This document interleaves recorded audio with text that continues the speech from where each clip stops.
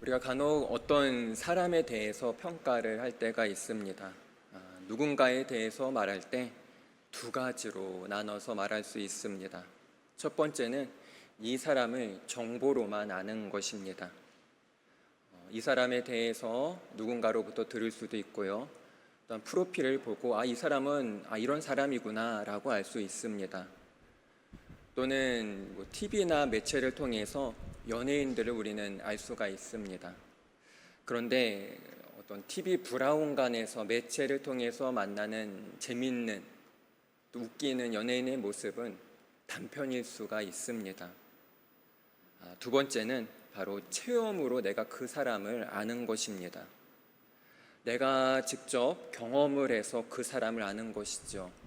함께 대화도 나누고 오랜 시간도 보내고 또 여행도 가고 그러면서 그 사람을 점점 내가 느끼고 체험하고 그러면서 알아가는 것입니다.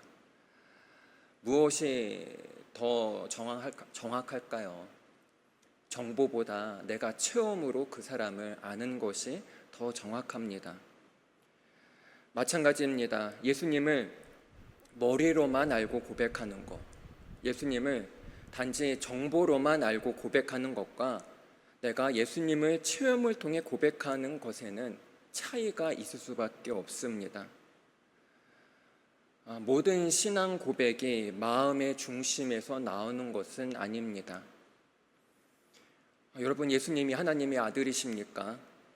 예수님이 나를 위해 죽으시고 부활하셨습니까? 이 사실을요, 정보로만으로도 알 수 있습니다. 12월 25일은 성탄절, 예수님이 이 땅에 오신 날인 거 세상 사람도 다 압니다. 그렇게 말하고 고백할 수도 있습니다. 하지만 이것은 진정한 고백이 될 수 없습니다. 왜 그럴까요? 진정한 고백에는 무엇이 따를까요? 진정한 고백에는 삶이 따라야 합니다. 오늘 본문을 보면은 예수님을 정확히 알아본 사람이 등장합니다. 이 사람은 예수님을 향해 하나님의 거룩한 자라고 고백합니다. 그런데 이 사람의 정체가 어떻습니까? 33절, 34절 말씀입니다. 회당에 더러운 귀신 들린 사람이 있어 크게 소리질러 이르되 나사렛 예수여, 우리가 당신과 무슨 상관이 있나이까? 우리를 멸하러 왔나이까? 나는 당신이 누구인 줄 아노니 하나님의 거룩한 자니이다. 예수님을 향해 하나님의 거룩한 자라고 고백을 합니다. 예수님이 누구인지 정확히 알아본 그 사람은 어떠한 정체입니까? 귀신이고 악한 영입니다. 우리가 이것을 통해서 알 수 있는 것은 영적인 존재는 영을 알아봅니다. 악한 영도 거룩한 영을 알아봅니다. 거룩한 영도 악한 영을 알아볼 수 있습니다.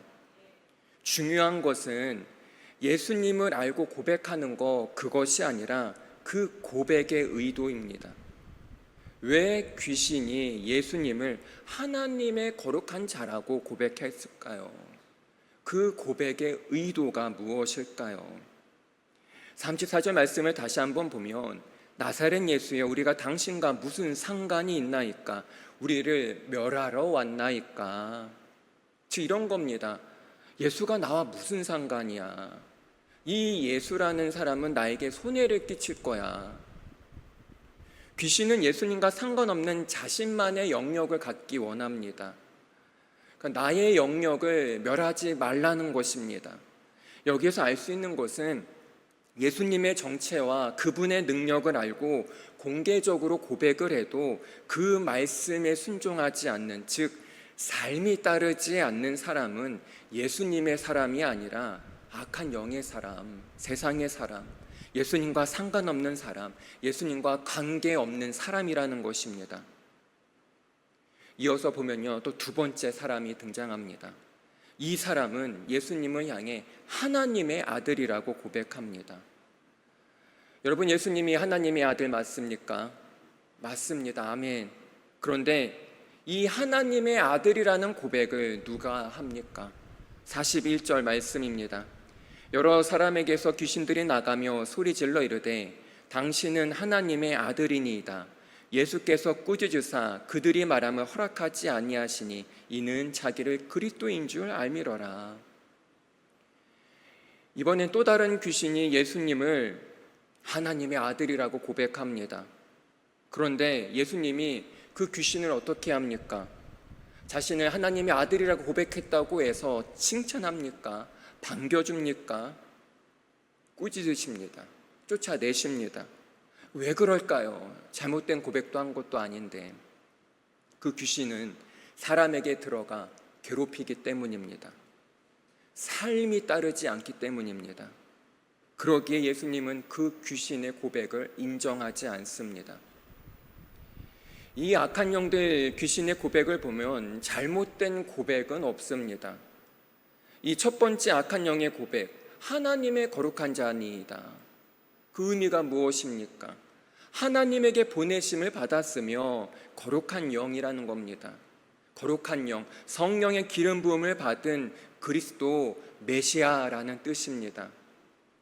우리가 이러한 고백을 한다면 우리도 거룩한 영, 성령 충만함에 따라 살아야 합니다. 그러기 위해서 내 안에 성령님이 주시는 마음과 음성에 제대로 순종하고 제대로 반응해야 합니다. 여러분, 성령 충만이 무엇입니까? 어떻게 해야 성령 충만 받을까요? 기도 몇 시간 하고 성경을 수십 번 통독하면 성령 충만 받을까요?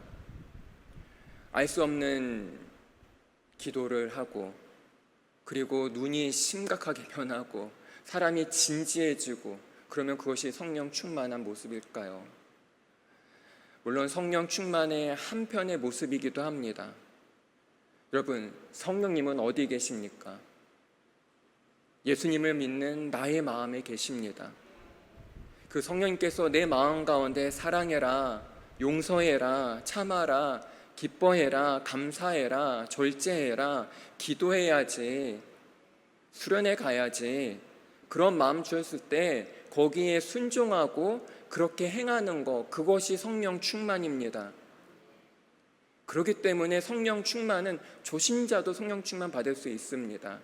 유치원생도 성령 충만 받고요, 우리 중학생 여러분도 성령 충만 받을 수 있습니다. 자, 두 번째, 악한 영의 고백은 하나님의 아들이니다 라는 고백입니다. 이 말은 맞는데 왜 예수님이 꾸짖으십니까? 귀신들이 이 고백을 한 이유가 무엇인지 우리는 알아야 합니다. 지금 귀신들은 공포에 떨고 있습니다. 예수님이 너무나 두렵습니다. 귀신들이 그 하나님의 아들이라는 이 고백의 의도에는 예수님을 무력으로, 억압으로 통치하는 왕으로 묘사를 하고 있습니다.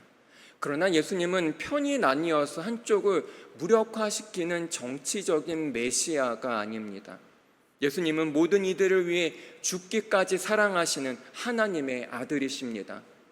디모데전서 2장 4절에서 이렇게 말합니다. 하나님은 모든 사람이 구원을 받으며 진리를 아는 데 이르기를 원하시느니라. 그렇습니다. 예수님은 자비롭고 긍휼하고 섬기시고 불쌍히 여기십니다. 무력, 억압의 예수님으로 생각해서는 안 됩니다. 자, 그렇다면 이 시간 우리 자신을 돌아봤으면 좋겠습니다. 나는 어떤가? 나는 예수님을 어떻게 고백하고 있는가? 나는 예수님과 지금 어떠한 관계에 있는가? 우리도 악한 영 귀신들의 고백처럼 예수님을 주님은 거룩하십니다, 하나님의 아들입니다 라고 고백할 수 있습니다. 그러면 그 고백처럼 우리의 삶도 그렇게 따르고 있는지 어떻게 해야 할까요? 그것을 두 가지로 나누고 오늘 마치도록 하겠습니다. 첫 번째, 성령의 사람이 되자. 우리 함께 따라하겠습니다. 성령의 사람이 되자. 우리 중등부 친구들만 따라하겠습니다. 성령의 사람이 되자. 아멘. 네, 고린도전서 12장 3절 말씀입니다. 그러므로 내가 너희에게 알리노니 하나님의 영으로 말하는 자는 누구든지 예수를 저주할 자라 하지 아니하고 또 성령으로 아니하고는 누구든지 예수를 주시라 할 수 없느니라. 아멘. 여러분, 귀신이 정말 옳은 고백을 했지만 귀신에게는 성령이 거하지 않습니다. 이들의 고백은 맞지만 성령의 역사하심이 없는 고백입니다. 그러나 예수님을 믿는 우리에게는 성령님이 내 안에 계십니다. 내가 느끼건 못 느끼건 성령님은 내 안에 계십니다. 그분은 우리 안에 왔다 갔다 하지 않으십니다. 늘 항상 언제나 365일 24시간 내 안에 역사하십니다. 그러나 우리가 어떤가요? 세상에 분주하고 죄로 인해 내 안에 계시는 성령님을 의식하지 못할 때가 있습니다. 그 성령님을 향해 내가 무감각해질 때가 있습니다. 만약에 지금 내가 이러한 상태가 있다면 나의 완고해지고 무감각해진 것을 깨닫고 예수님께 다시 돌아가야 합니다. 언제나 예수님은 탕자의 아버지처럼 두 팔 벌려 우리를 기다리십니다. 그리고 두 번째입니다. 우리는 하나님의 아들, 딸입니다. 우리 함께 고백하겠습니다. 우리는 하나님의 아들, 딸입니다. 우리는 하나님의 아들, 딸입니다. 우리 중등부만 고백하겠습니다. 우리는 하나님의 아들, 딸입니다. 네, 잘했습니다. 네, 아멘. 네, 귀신은 예수님이 무서워서 하나님의 아들이라고 고백했습니다. 그런데 우리는 예수님을 무서워할 이유도, 예수님을 두려워할 이유도 없습니다. 로마서 8장 15절 말씀입니다. 우리 이 말씀 함께 읽겠습니다. 너희는 다시 무서워하는 종의 영을 받지 아니하였고 양자의 영을 받았으므로 아바, 아버지라 부르짖느니라. 아멘. 여러분, 자녀가 부모를 무서워한다면 온전한 관계가 아닙니다. 배고플 때 자녀가 엄마한테 뭐라고 말하나요? 혹시 이렇게 얘기합니까? 어머니, 제가 정말 배고파서 그런데 밥 한 숟가락 주실 수 있나요? 이렇게 얘기하면 그거는 온전한 관계가 아닙니다. 이상한 겁니다. 뭐라고 얘기하나요?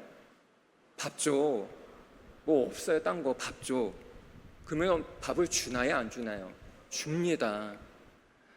자녀가 부모를 무서워한다면 부모와 자녀 간의 온전한 관계가 될 수 없습니다. 하나님은 우리의 모든 투정, 나의 모든 허물, 죄악들, 잘못된 거 다 받으시고 다 이해하십니다. 내가 잘하든 못하든 두 팔 벌려 반기시는 하나님께 우린 늘 돌아가야 합니다. 예수님도 두 팔 벌려 그 사랑을 우리에게 친히 보여주셨습니다. 어디서 보여주셨습니까? 십자가에서 예수님이 두 팔 벌려 못 박혀 죽으심으로 우리를 얼마나 사랑하시는지 두 팔 벌려 보여주셨습니다. 예수님께로 우리는 늘 항상 매일마다 돌아가야 합니다. 형식적인 신앙생활, 형식적인 고백에서 우리는 벗어나야 합니다. 그러기 위해서는 두 가지가 필요하다고 했습니다. 첫 번째, 성령의 사람이 되자. 내 안에 계시는 성령님이 주시는 마음에 순종하고 그것에 내가 행하고 따르는 것, 그것이 바로 성령 충만입니다. 그리고 두 번째는 우리는 하나님의 아들, 딸이라는 사실을 늘 항상 기억해야 합니다.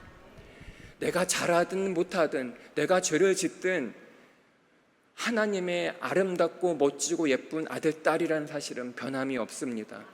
그렇기 때문에 우리는 늘 항상 주님께 돌아갈 수 있습니다. 전지전능, 무소부재, 시공간을 다스리시는 하나님의 자녀가 바로 우리입니다. 그 하나님이 나의 삶을 책임지시고 나의 삶을 지지하시고 응원하십니다. 그 하나님의 사랑의 증거가 무엇입니까? 그 하나님의 사랑의 완성이 무엇입니까? 예수 그리스도의 십자가입니다. 십자가에서 예수님이 두 팔 벌려 하나님의 사랑을 친히 보여주셨습니다. 그 사랑을, 그 2000년 전 사랑을 오늘날 지금 현재 성령님이 내 안에서, 우리 안에서 증거하고 계십니다. 모든 형식적인 것에서 돌아서 온전히 예수님께로 매일마다 돌아가시길 바랍니다.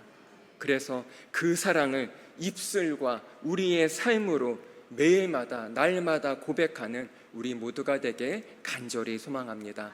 기도하겠습니다. 하나님, 주님을 향한 우리의 고백이 단순히 입술로만 끝나지 않게 해주시옵소서. 주님의 사랑을, 그 십자가의 은혜를 우리의 삶으로, 또한 순종함으로, 행함으로 드러나기 원합니다. 주님, 내 힘으로 할 수 없습니다. 성령님께서 우리에게 용기를 주시고 힘을 주시고 능력을 주시고 지혜를 주셔서 우리가 어디에 있든지 무엇을 하든지 주님의 영광을 드러내고 주의 복음의 은혜를 간증하고 고백하고 전하는 우리 모두가 되게 하여 주시옵소서. 그리하여 믿음으로 이 세상에서 넉넉히 승리하는 우리 모두 되게 하여 주시옵소서. 감사합니다. 예수님의 이름으로 기도합니다. 아멘.